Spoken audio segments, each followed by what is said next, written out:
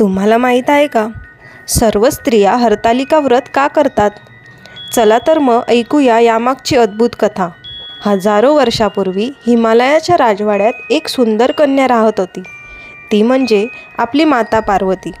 लहानपणापासूनच तिच्या हृदयात फक्त एकच इच्छा होती की पती म्हणून त्यांना फक्त भगवान शंकरच हवेत. पण नियती काही वेगळं ठरवत होती. माता पार्वतीचे वडील म्हणजेच हिमवान यांनी तिचं लग्न भगवान विष्णूसोबत ठरविले. हे ऐकता माता पार्वती फार दुःखी झाल्या. त्या मनाशी म्हणाल्या, जर मी मनोभावे भगवान शंकरांची आराधना केली तर ते नक्कीच माझ्या भक्तीने प्रसन्न होतील. मग काय, माता पार्वती आपल्या मैत्रिणीसोबत घनदाट जंगलात गेल्या. रात्र झाली, अंधार पसरला, तरी माता पार्वती निर्जळी उपवास करत बसल्या होत्या. ना अन्न ना पाणी, फक्त आणि फक्त शिवस्मरण. त्यांची मैत्रीण त्यांना धीर देत होती, गौरी, तुझी भक्ती नक्कीच फळाला येईल. बराच काळ गेल्यानंतर अचानक वातावरण बदलले.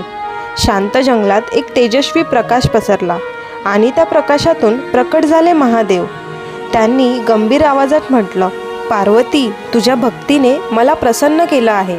तुझा निर्धार, तुझं प्रेम आणि तुझा श्रद्धाभाव यामुळे तूच माझी अर्धांगिनी आहेस. यामुळे सर्व स्त्रिया हा उपवास करतात. माता पार्वतीप्रमाणे भक्तिभाव ठेवतात, जेणेकरून त्यांच्या पतींना दीर्घायुष्य, सौख्य मिळावं आणि अविवाहित मुलींना इच्छित पती प्राप्त व्हावा.